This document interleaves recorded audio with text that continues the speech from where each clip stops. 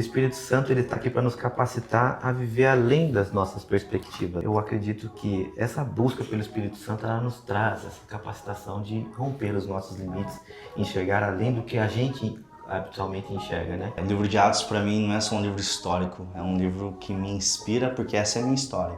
Eu acredito que nós temos que crer naquilo que a gente lê em Atos porque nós somos continuidade disso. Deus é apaixonado por almas, né? E eu creio que Atos nos revela isso e nós devemos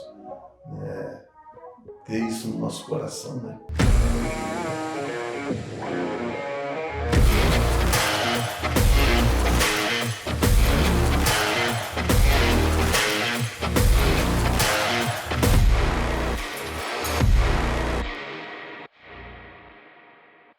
Olá pessoal, hoje dando sequência à nossa série Jornada pelas Escrituras, abordaremos o livro de Atos. Está conosco hoje um time de peso, Pastor Mauro, Pastor Hudson e Pastor Denis. Pastores, se apresentem pra gente, por favor. Olá povo de Deus, muito prazer, um privilégio estar nessa mesa, né? Meu nome é Hudson, casado com a Fer, pai do Ben, fomos surpreendidos por mais um bebê e pela graça de Deus a gente está lá no Alcance Pinhais, né? Fazendo um trabalho para engrandecer o nome de Deus, né? Essa é a nossa missão.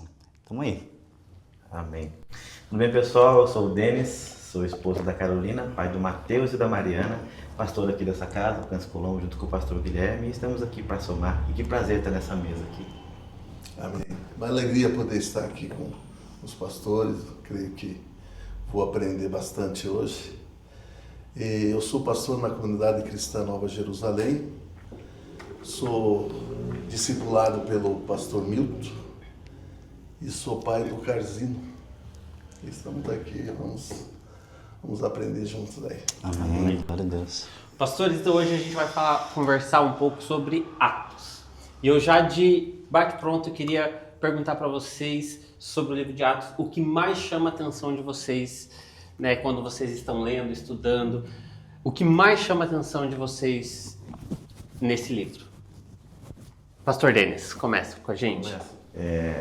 O que eu acho mais interessante nesse livro é como o Espírito Santo ele funciona como se fosse uma mola propulsora para que as coisas pudessem acontecer. A gente vê como ele vai agindo de acordo com cada um que se dispõe a ser usado por ele. E isso é o que deixa, acho que o mais maravilhado dentro do livro de Atos é isso, é ver como ele propulsiona e condiciona, né, aqueles que estão ali se dispondo a viver a vontade dele no decorrer dessa caminhada que o livro de Atos é citado pelo Lucas, né? O que eu acho incrível é o nascimento da igreja, né? Como Cristo nos Evangelhos, no Novo Testamento, ele foi o principal ator daquela cena, né? Mas agora ele é tirado de cena, né? E a igreja nasce. E eu imagino até Teófilo, né? Que é o leitor principal daquela carta, olhando, poxa, mas Jesus saiu de cena, como vai ser agora, né? Mas a gente vê o Espírito Santo atuando na igreja, né? E a igreja crescendo por toda a Cesareia, Judéia e vindo aos confins da terra, mas essa ação só aconteceu por causa que existia uma igreja disposta e existia a ação do Espírito Santo para potencializar aquela obra, né? Então acho que isso é o que mais me maravilha, assim, né? Vendo Cristo saindo de cena e a igreja atuando, né? Isso é maravilhoso. Amém. O que me impressiona assim é na descida, né, do Espírito Santo, os dois elementos, né, que trazem o Espírito Santo, né? Eles estavam todos reunidos no mesmo lugar. De repente veio um som como de um vento impetuoso. Então um dos elementos é o vento. Depois foram vistas, né, línguas como de fogo pousando sobre cada um deles. Então o fogo é o outro elemento, né? Então, esses dois elementos é como que se eles estivessem trazendo a presença, né, do Espírito Santo. E esses elementos eles falam, né, de coisas que o Espírito Santo passou a fazer e revelar à igreja, né? Por exemplo, o vento ele fala de mistério, né? Então o Espírito Santo ele vem trazendo agora para a igreja, né, a revelação de mistérios. Até quando Jesus estava falando com um fariseu, né, Nicodemos, né, e ele disse, olha, importa que você nasça de novo. E Nicodemos, mas como eu vou voltar, né, o ventre da minha mãe, assim, não, ele diz, não, todo aquele que é nascido do Espírito é como o vento, não sabe de onde vem, nem para onde vai, né? Então isso é mistério. E o fogo, né, ele fala sobre a purificação, né? Eles foram ali batizados, né, com o Espírito Santo. E até nós estávamos conversando aqui antes, né, sobre o batismo de Jesus, né? Jesus também foi batizado com o Espírito Santo, só que o Espírito Santo pousa em forma de pomba, né? Dizendo, né, ó, ele não tem pecado, existe paz entre o Pai e ele, né? Já no batismo dos discípulos foi o fogo, né? Porque o fogo ele fala de purificação, né? E também fala de paixão. Aqueles camaradas, eles foram purificados, eles foram santificados e eles se tornaram apaixonados. Né? Então, o que chama mais assim, a minha atenção, né, ali em Atos, né, esses dois elementos, né, que trazem a presença do Espírito. Legal. Em Atos 2, 21, diz assim, todo aquele que invocar o nome do Senhor será salvo. Né? Esse até é o versículo base do que nós estamos tratando como igreja, né, durante esse mês. E a grande questão é que muitas vezes, quando é falado sobre Atos, o que as pessoas pensam de imediato são os dons. Pensa de imediato é a manifestação do poder do Espírito Santo ali. Mas nós vamos ver, Atos é a continuidade do ministério de Cristo, né? A continuidade do ministério de Jesus, o Espírito Santo ali como, né, agindo, né, por intermédio dos apóstolos para o crescimento da igreja. Né? Então, e até em Atos, no verso 8 diz, mas receberão poder quando o Espírito Santo descer sobre vocês, e serão minhas testemunhas em Jerusalém, em toda a Judéia e Samaria, e até os confins da terra. Ou seja, ali está falando, né, do agir do Espírito Santo para que realmente eles possam sair, pregar o Evangelho, né, e dar a continuidade para o ministério de Cristo. Mas eu queria saber de vocês como que vocês veem a manifestação do Espírito Santo com relação à pregação do Evangelho, como que vocês veem, né, o Espírito Santo nesse ponto para a expansão do reino, para o crescimento da igreja, tanto atualmente como na época, né? Então eu gostaria de saber de vocês um pouco como que vocês veem realmente a atuação do Espírito Santo com relação à expansão do Evangelho. Eu percebo, quando a gente toca no tema Espírito Santo, é um tema muito sensível, né?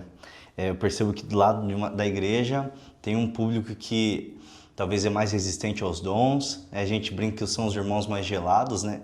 Mas são irmãos que às vezes limitam talvez a ação do Espírito, e do outro lado tem irmãos que são talvez um pouco mais exagerados, né? E atribuem qualquer movimento à ação do Espírito. A gente sempre busca o equilíbrio, né? Nós como alcance é o que nós acreditamos, né? O poder e a palavra caminham juntos. Mas o que me chama muito a atenção na pregação do Evangelho em relação ao Espírito Santo é que quando a gente vê o primeiro sermão através de Pedro, nós vemos a ação poderosa do Espírito trazendo uma enorme conversão. Sim. Mas Pedro não estava no shake, às vezes a gente costuma a mencionar, né, a identificar com o Espírito Santo. Não que isso não seja, não me criticando, nem estou criticando, mas a gente vê que a ação poderosa do Espírito Santo ocorreu numa pregação simples, talvez, né? E totalmente cristocêntrica. Né? Sim, Pedro começa a contar a história do povo de Deus, né? E começa a apontar como Cristo era a verdadeira evidência do Messias, sim, né? Mas você vê Pedro, ali pelo menos no texto não aparece que Pedro talvez quis exagerar uma ênfase ou quis... Não, a gente vê que da forma como Pedro prega, de uma forma expositiva, o Espírito Santo agiu, né? Porque a grande verdade, acho que é essa, da ação do Evangelho do Espírito Santo. Nós, como pregadores, ou nós, como homens que acreditamos no Evangelho, temos uma missão de ser fiel à palavra e deixar que o Espírito Santo convença o homem do juízo, da verdade, né? E às vezes a gente acha que forçar ou criar uma ação que vai fazer a conversão. Não, eu acho que se nós formos fiéis à palavra de Deus e tementes ao Espírito Santo, ele vai fazer a obra de Deus, né? A gente fez pelo menos em Atos 2, a percepção que eu tenho ali do texto é essa. É que muitas vezes a gente pensa, ou algumas pessoas, na verdade, tratam o Espírito Santo como o pregador usando o Espírito Santo. Na verdade é ao contrário, né?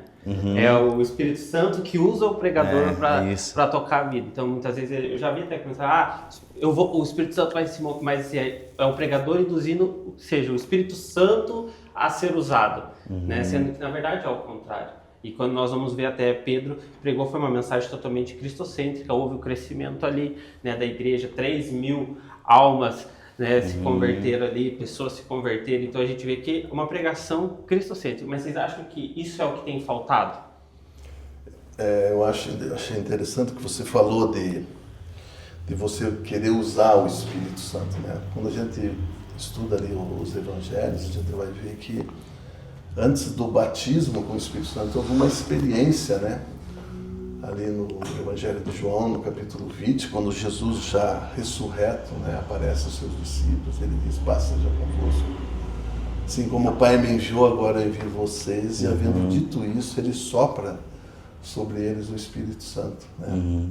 Então ali é uma experiência, né, que eles têm com o Espírito Santo, ou seja, eles têm o Espírito Santo, né? E ter o Espírito Santo, né, você pode incorrer no erro de querer usar o Espírito Santo. Agora, quando você é batizado, você tem outra experiência com o Espírito Santo, né? Quando eles são batizados com o Espírito Santo. Então, não é mais eles ter apenas o Espírito Santo, mas agora o Espírito Santo tem eles, né? Então, acho que isso é crucial, né? Nessa questão da evangelização, né? Do cumprimento do nosso propósito, né? Então, na verdade, o Espírito Santo ele está para capacitar a igreja, né, para anunciar as boas novas do Evangelho, né? Eu acho interessante, falando sobre a questão de usar o Espírito Santo, né? É um equívoco muito grande, por quê? Porque a gente vê lá em Lucas, no capítulo 1, quando o anjo Gabriel chega para Maria e fala assim: descerá sobre ti o Espírito Santo, e o poder do Altíssimo te envolverá. Então, a gente vê que o Espírito Santo, quando ele desce ali no livro de Atos, que fala que todos estavam reunidos e todos foram cheios do Espírito Santo, foi atribuído uma condição de poder do Senhor sobre a vida deles, né? Mas o fato de achar que porque nós estamos com o poder do Espírito Santo a gente pode fazer algo, torna-se o nosso maior erro. Eu gosto muito de uma figura de linguagem que o pastor Abe usa, que ele fala sobre como você faz para descascar uma batata sem machucar ela. E, na verdade, às vezes nós reagimos como batata, né? Porque a nossa casca é muito próxima do nosso conteúdo interno. Só que se você vai descascar a batata, você corre o risco de machucar. Então, a forma mais fácil de descascar uma batata é colocando ela dentro da água e ligando o fogo, cozinhando ela. Então, o que seria o fogo? O fogo nada mais é do que a gente buscando a presença do Espírito Santo e orando para que aconteça algo com alguém que a gente representa como batata. E o Espírito Santo é aquela água que, quando estiver aquecida, ela vai amolecer a batata daquela casca daquela batata e permitir a facilidade de você remover ela. Então, a ação do Espírito ela é combinada entre aquele que recebe o poder do Espírito, mas o Espírito é o mesmo que age no coração daquele que está ouvindo.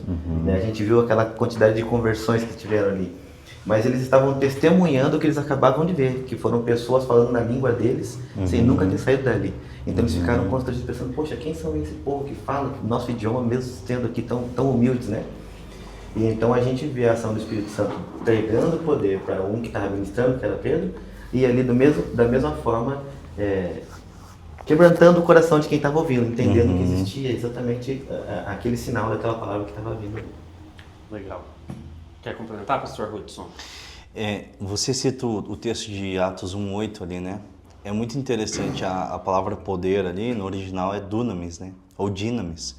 E a transliteração correta seria dinamite. A tradução correta seria dinamite.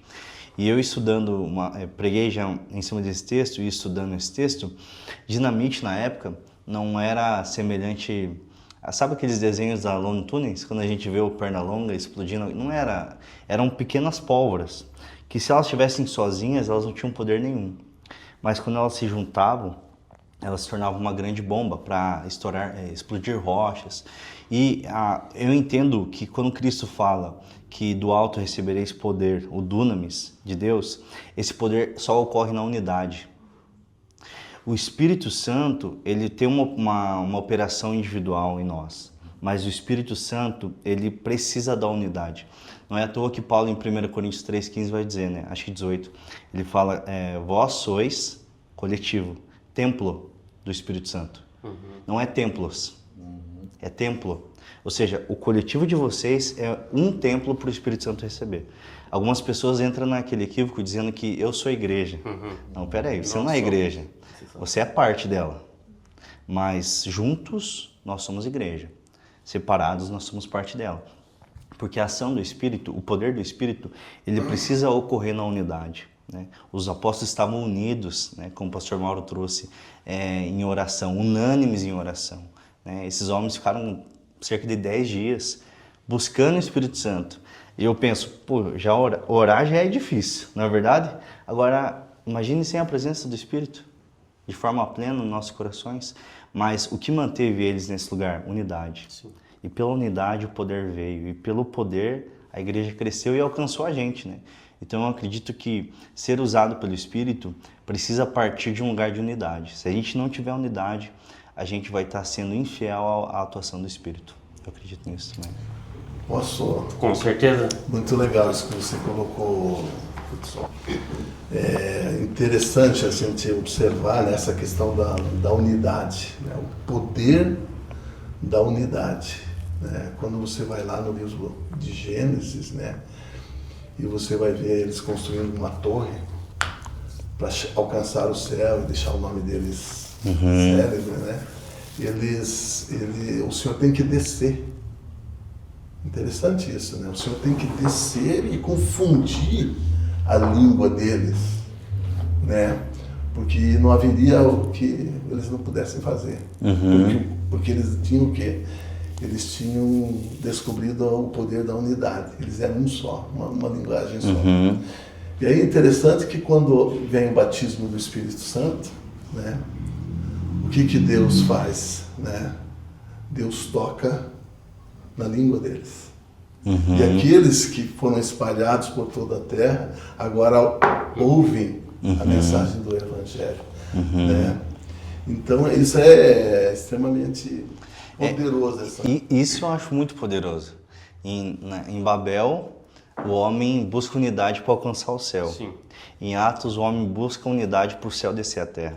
Legal. Eu acho que é isso. É sobre isso. Muito bom. Vendo hoje, qual que tem sido, né, Pastor Mauro, já há alguns anos já de caminhada pastoral, né? Quantos anos, pastor? 35 anos. 35 anos. Como que hoje vocês veem e qual tem sido hoje, vocês acham, o maior problema da igreja como um todo? Quando se trata da questão da pregação do Evangelho, da ação do Espírito Santo, né? Hoje, como aquilo que eu falei, o fato de usar o Espírito Santo, ou querer usar o Espírito Santo, a mentalidade errada, né? Sobre realmente a pregação do Evangelho. Mas hoje, qual que tem sido o grande problema com relação à igreja? Porque nós vemos que Pedro pregou, pessoas se converteram e se converteram genuinamente, né? Nós vemos que a igreja foi crescendo, né? A igreja foi crescendo e a pregação do Evangelho é uma pregação cristocêntrica, mas nós vemos também lá no verso 4 do capítulo 1 que diz que não saiam de Jerusalém, essa instrução, né? Não saiam de Jerusalém, mas esperem pela promessa, ou seja, eles esperaram, eles não saíram pregar o Evangelho, não saíram, né? Enquanto a promessa não se cumpria sobre a vida deles, ou seja, enquanto o Espírito Santo não estava ali com eles, né? Essa foi uma direção. Então, olhando isso, vocês acham que hoje pode ser um grande problema da igreja o fato de pregar, de querer sair, de querer fazer, mas sem o principal? Como que vocês veem hoje a atuação da igreja com relação a isso? Porque hoje, na verdade, se nós formos ver, muitas pessoas têm se convertido, né? Tem tido uma grande conversão, mas qual é a eficácia realmente dessas conversões? Né? Como que tem sido realmente isso? Eu acho que é mais pela questão de por qual motivo eles se converteram, né? O que eles ouviram, como eles ouviram para se converter.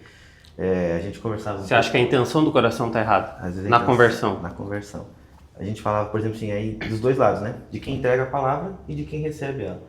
A gente falava aqui um pouquinho antes a gente falava sobre a questão de o próprio Jesus, antes dele começar a pregar, a palavra fala que ele precisou passar por 40 dias de jejum Aí ele foi batizado pelo Espírito Santo, né, depois de ser batizado, e aí ele saiu pregar.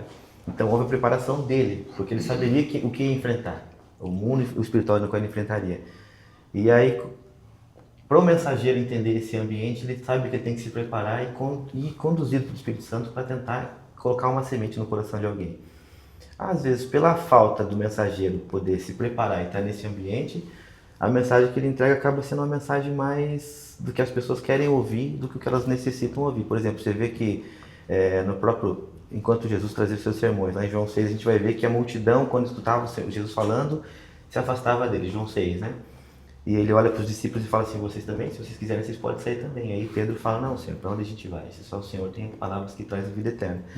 Então, assim, as palavras que Jesus trazia não eram palavras agradáveis, eram palavras de correção. E às vezes as pessoas hoje, a intenção do coração das pessoas não é ouvir correção do Senhor. A dificuldade hoje, nossa, vamos dizer nossa, é a gente ser corrigido. Né? Então, por isso que cresceu até, às vezes, as mensagens que falam mais sobre massagem. Olha, você vai prosperar, você vai crescer em tantos outros pontos, e às vezes eu acabo esquecendo de evidenciar que, se você for tocado e transformado pelo Espírito Santo, os outros pontos vão vir de forma natural, de forma comum. Né? O próprio Jesus falava, se você buscar o primeiro reino do Senhor e a justiça dele, todas essas coisas. Aí ele apresenta algumas coisas anteriormente, né? Ele fala, você está vendo, os pássaros não precisam semear nem comprar, mas eles têm tudo que comer. Você vê o lírio, nunca vai se preocupar com a vestimenta dele. Ninguém, nem Salomão vai se vestir como ele se vestiu. Só que o Senhor conhece as necessidades e cuida delas. Eu acho que o coração, nosso coração, quando a gente está voltado a entender que nós precisamos primeiro do Senhor, e o Espírito Santo pode nos suprir de tudo isso, eu acho que facilita, talvez. Bem, eu vejo que nesse tempo todo assim de ministério, o que eu observo é que muitas vezes a gente não sabe lidar com o poder. Né? Eu tenho visto isso, né? Muita gente que até se fala, né? Por que não acontece o que acontecia lá no tempo, né? Da igreja primitiva, e os milagres, aquilo. Eu creio que se Deus realiza muito milagre e usa uma pessoa, essa pessoa acaba se perdendo, né? Deixando o orgulho entrar, né? E daí dentro daquilo ali que você falou, né, existe um humanismo encoberto, né? É uma coisa assim muito forte na igreja, esse humanismo encoberto. Sim, né? Verdade. Até me lembro daquela passagem que Pedro, né? Pedro, ele disse que todo mundo podia negar Jesus, mas ele jamais negaria, enfim. E daí Jesus fala, né, para ele, olha, Pedro, né? Antes que o galo cante, vai me negar 3 vezes, enfim. Mas quando Jesus está lá no monte e os fariseus e os soldados romanos vão lá para prender Jesus, né? Pedro ele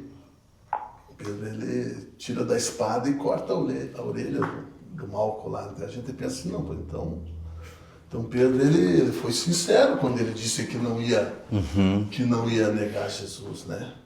Ele foi sincero. Ele se levantou para defender Jesus, né?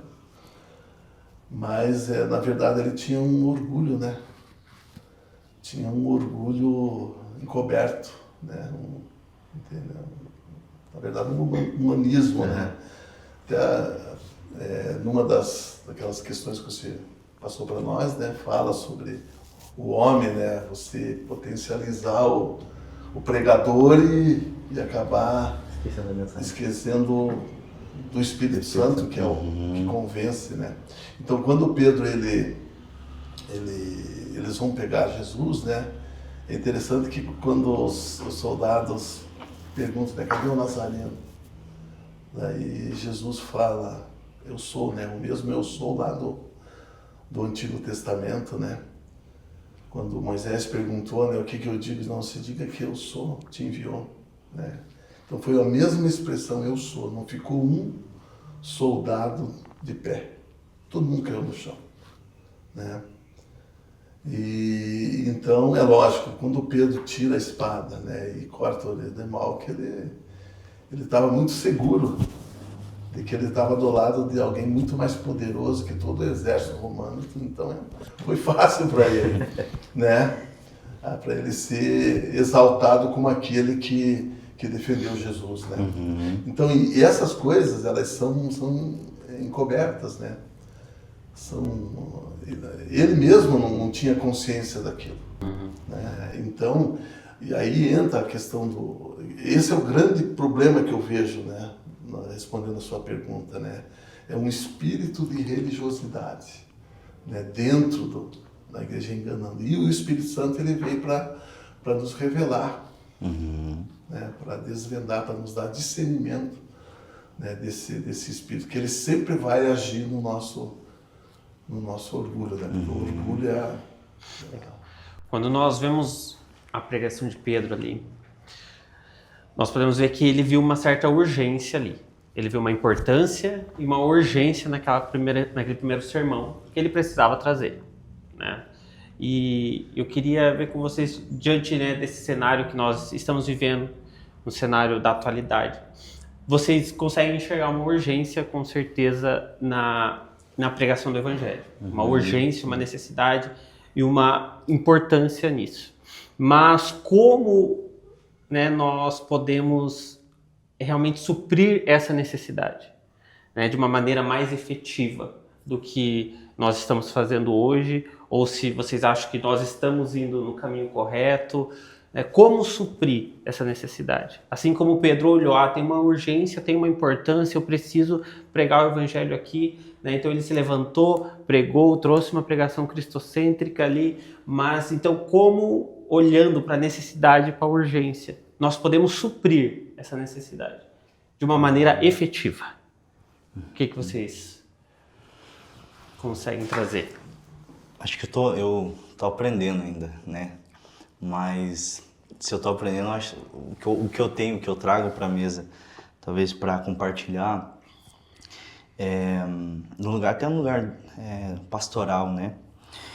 Acredito que toda igreja, ela vai ser acompanhada da multidão, que são os convencidos. Ela vai ser acompanhada dos verdadeiros discípulos, que são convertidos, e ela vai ser acompanhada dos joios, né? Toda igreja vai ter isso. Nós, como pastor, às vezes quer arrancar o joio, né? A gente nem se incomoda tanto com os convencidos, né? A gente sabe que fazem parte do povo ali, mas o joio a gente se incomoda porque ele começa a trazer divisão, fofoca, intriga, mas Cristo deixou bem claro que a gente tem que deixar, porque arrancar eles não é papel nosso. Mas o que eu percebo em relação à nossa missão, então, em pregar o Evangelho, em chegar à urgência, a gente vai ter que servir pão e peixe. Isso vai fazer parte do nosso ministério. A gente vai ter que servir a multidão. A gente vai ter que saber servir juízo para os verdadeiros discípulos e também para o joio, porque eles precisam de juízo. Quem ama juízo é discípulo, é claro. Quem não ama, quem se rebela, vai deixar claro que também é joio. Mas acredito que, de forma pessoal, o ministério pastoral, é o que eu tenho buscado aprender e entender, ele é carregado de muitas tarefas, de muitas responsabilidades, mas nós precisamos aprender o lugar de oração para ouvir a Deus. Nós precisamos aprender o lugar de leitura das Escrituras para se alimentar. E quando eu falo ler a Bíblia, não é somente ter um plano devocional, mas é ser ferido por ela, sabe? Santo Agostinho tem uma frase, né? Feriste-me com a sua palavra, então te amei. Eu tenho meditado muito nisso, sabe? Eu não quero pregar algo da minha experiência racional. Aquilo precisa me ferir, porque se aquilo me ferir, aquilo vai ser uma verdade não só para mim, mas para quem está me ouvindo. Então eu acho que se a gente não tiver uma relação com a Escritura, como o Logos vivo de Deus que nos fere, sabe, que nos deixa em crise, eu acredito que a gente talvez não vai ser tão fiel como a gente deveria, né? E por fim, acho não menos importante, é saber se relacionar com o Espírito, né? É uma coisa que eu tenho aprendido também. E o meu desafio hoje é saber esperar. Eu faço parte de uma geração ansiosa, imediata, e que busca as coisas em cima, para a hora, para a última hora, tem que ser agora, tem que ser aqui. mas o relacionamento com o Espírito é um relacionamento de espera. A gente tem que saber esperar Ele, né? E eu acho que o pregador tem que saber até onde ir, né? Eu acho que para nós não tocarmos, fazermos nada do que não é para nós fazermos, eu acho que é realmente a gente ter essa visão. Opa, eu vou até aqui. Eu vou parar aqui, vou deixar que o Espírito Santo continue fazendo da maneira dele, para que a gente não coloque o Espírito Santo como coadjuvante no lugar onde ele tem que ser, né, o principal, né, e nós somos coadjuvantes nisso, e eu acho que esse é um ponto importante também, né, a gente ter o discernimento e sabermos até onde nós vamos. Vou ler aqui um texto, né, como viviam os novos cristãos, né, os cristãos da igreja primitiva. Ele diz: e perseveravam na doutrina dos apóstolos, e na comunhão, no partir do pão e nas orações. Cada alma havia temor, e muitos prodígios e sinais eram feitos pelos apóstolos. E o Senhor ia acrescentando aqueles que iam sendo salvos, né? Então, questão da urgência, né? É interessante que essa passagem ele fala sobre algumas coisas, né? Sobre a doutrina dos apóstolos, né? A comunhão, né? O partir do pão e as orações, né?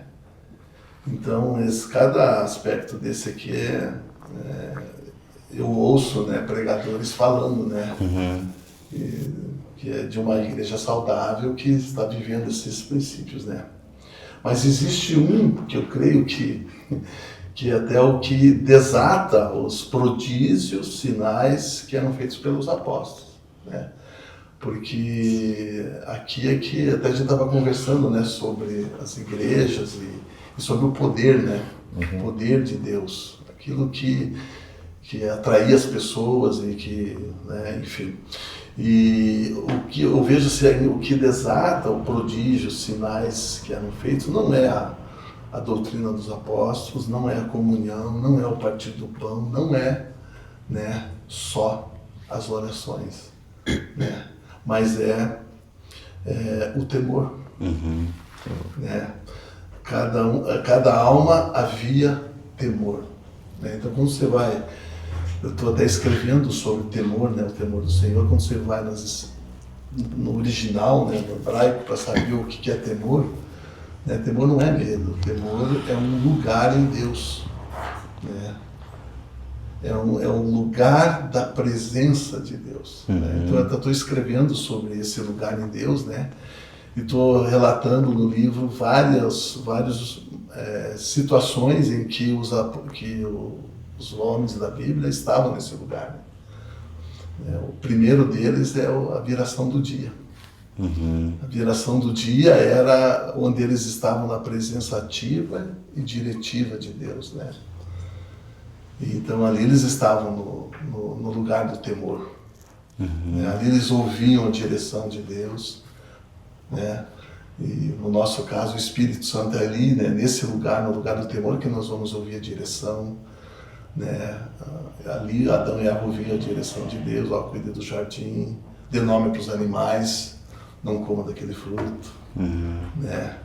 Então eles ficavam todo dia, era a viração do dia que levava o quê? Que eles ficavam todo dia, assim como o pessoal da igreja primitiva, todos os dias, havia temor, todos os dias eles estavam no lugar de temor, ouvindo o Espírito, né, recebendo a direção do Espírito Santo.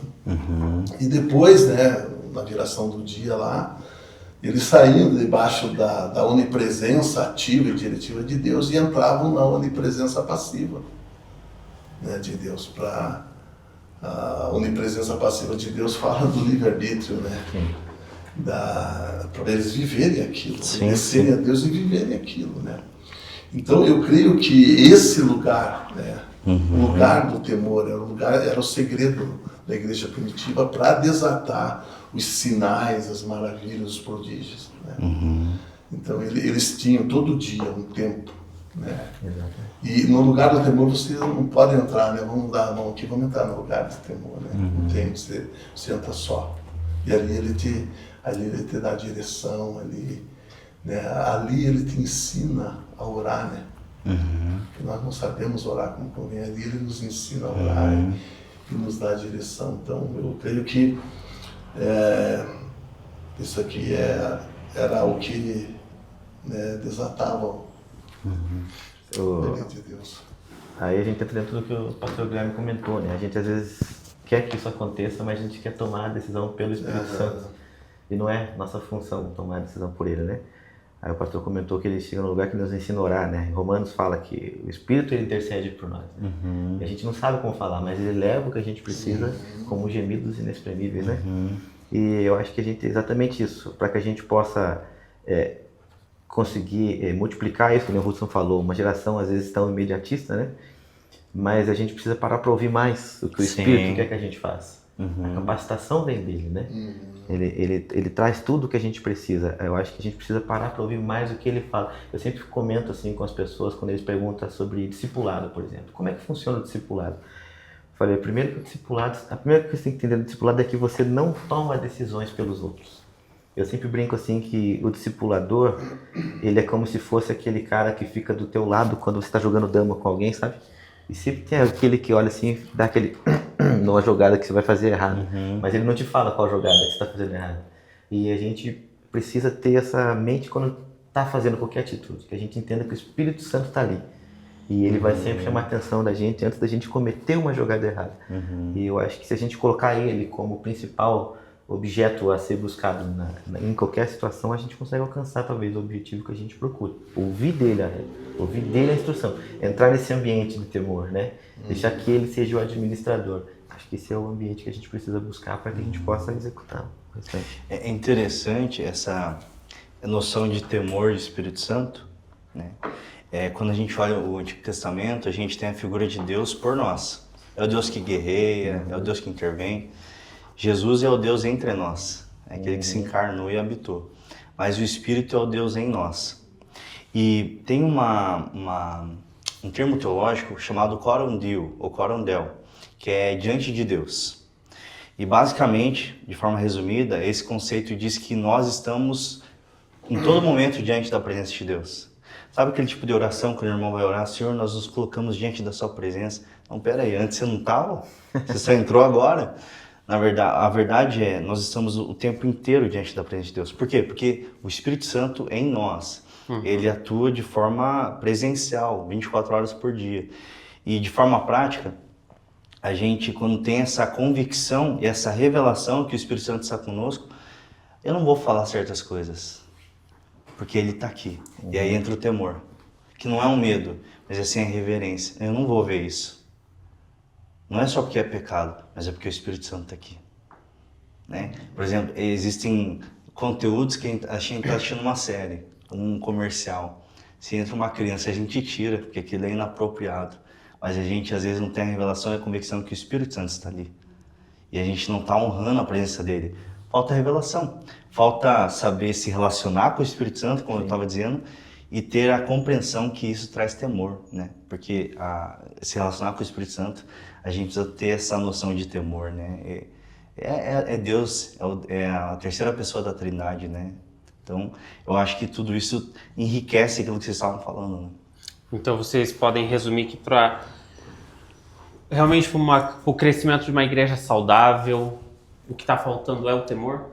Tanto na igreja quanto na pregação, o pregador estar ali, trazer uma ministração mais bíblica, mais cristocêntrica, ou seja, também é falta de temor. Mas então hoje, né, olhando ali essa necessidade, eu acho, da igreja, a urgência da igreja é o temor?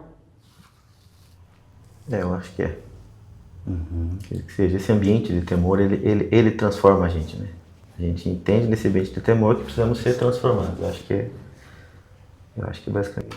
O pastor Mauro falou de temor, né? O Denis trouxe a ideia do relacionamento com o Espírito, e é muito interessante porque quando a gente olha Atos, né, o pastor Mauro cita Atos 2, né, da doutrina dos apóstolos, a perseverança, mas o temor. Quando entra Atos 4, entra a perseguição na igreja, né? A igreja começa a perseguir em Jerusalém. Atos 5, vem Ananias e Safira, e eles morrem, e aí entra a ideia do temor. Porque uma igreja que não tem temor é uma igreja que só vai ser inchada. né? Mas quando nós temos esse elemento do temor, né, trazendo uma igreja que teme a Deus, mas cresce debaixo disso, nós vamos ter uma igreja saudável, né? E acredito que isso vai glorificar o nome de Deus. Amém. Glória a Deus. Amém. Essa questão do temor é importantíssima, né? Principalmente para nós, pastores, né? Dedicar todos os dias estar nesse lugar em Deus, né? O lugar do temor, é o lugar da presença. Quando nós vamos lá em Isaías, nós vemos, né, que Isaías ele era um profeta com uma palavra bem dura. E aí, em Isaías capítulo 6, ele vê o Senhor no alto e sublime trono. Então, ele está onde? Ele está diante do trono, no lugar do temor, diante da presença de Deus. Ele tem uma revelação de quem Deus é. E essa revelação de quem Deus é produz outra revelação. A revelação de quem Ele é. Isso. Então veja como é importante, né, nós, pastores, estarmos nesse lugar. E aí ele diz... sou um homem de lábios impuros e habito no meio de um povo de impuros lábios. E aí um serafim toca aonde, né? Na língua dura dele, né? Toca nos lábios dele, né? E aí ele ouve uma conversa nos céus, né? Acho que era o pai falando com o filho, talvez, dizendo quem nós enviaremos, né? Quem há de ir por nós? E aí ele se apresenta, né? Envia-me a mim, né? Então eu creio que é chave, né? Essa questão do temor, e tendo esse entendimento de que o temor do Senhor é um lugar em Deus, é um lugar do trono, um lugar da presença, que revela, né, quem nós somos, né? Então eu creio que isso, né, é algo assim poderoso, né? Que eles viveram lá, né? Que desatou os prodígios, os sinais. Glória a Deus. Poderíamos ficar conversando aqui por mais um tempo, mas para nós encerrarmos, eu queria que vocês pudessem dar uma palavra, né? Para nós encerrarmos, uma reflexão sobre esse tema, sobre algo que o Senhor colocar no coração de vocês aí. Quer começar, pastor Denis? Posso começar? A gente estava falando tanto aqui sobre o Espírito Santo, né? E uma das coisas que eu acho maravilhosa é a capacitação que ele dá. E eu gosto muito de uma passagem que está lá em Êxodo, né? Fala sobre capacitação, a gente sempre fica pensando assim, poxa, o Espírito Santo só veio em Atos, aconteceu no Novo Testamento, e não. Lá em Êxodo fala sobre Bezalel, um homem que foi cheio do Espírito Santo e ele foi capacitado para mexer com ouro, pedras preciosas, e tanto que ele fez todos os adornos, né? E o Espírito Santo ele está aqui para nos capacitar a viver além das nossas perspectivas. A gente vê em Atos, acho que no capítulo 3, quando o sumo sacerdote foi conversar com João e Pedro, ele vem com a intenção o entendimento dele era que Pedro e João eram pessoas desinformadas e grossas, né? Mas quando Pedro fala, ele fala, uau, eu achava que ele fosse menos do que isso, não imaginava que ele era tão informado, porque ele tinha a presença e a capacitação do Espírito Santo. Então, eu acredito que essa busca pelo Espírito Santo, ela nos traz essa capacitação de romper os nossos limites, enxergar além do que a gente habitualmente enxerga, né? E a gente tem a oportunidade de ver, como o pastor Mauro citou aqui, Isaías 6, ver o Senhor no seu alto e sublime trono, para que a gente possa entregar aquilo que Ele nos capacita a fazer. Amém. Nós somos Atos 29, é o que eu tenho orado, o que eu tenho crido, né? O livro de Atos para mim não é só um livro histórico, é um livro que me inspira, porque essa é a minha história. Eu estou continuando aquilo que Deus começou. Então, isso tem que haver temor, dependência, mas tem que haver fé, né? Nós precisamos de fé para que a obra de Deus continue até que Cristo venha e a gente possa contemplar Ele de maneira uniforme e perfeita, né? Então, eu acredito que nós temos que crer naquilo que a gente lê em Atos, porque nós somos continuidade disso. Amém. Atos poderia ser chamado, né, de Atos do Espírito Santo, e não dos apóstolos, né? Porque quando a gente estuda ali Atos, a gente vê que do capítulo 1 até o capítulo 12 nós vemos mais a ação de Pedro, e depois vamos ver, né, até o final do livro a ação do Espírito Santo na vida de Paulo, né? Mas eu acho que é isso que nós precisamos, né?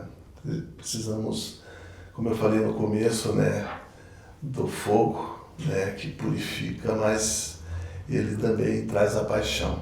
Amém. Né, a paixão por Jesus, a paixão por aquilo que Jesus é apaixonado. Jesus, né, Deus é apaixonado por almas, né? E eu creio que Atos nos revela isso e nós devemos, né, ter isso no nosso coração, né?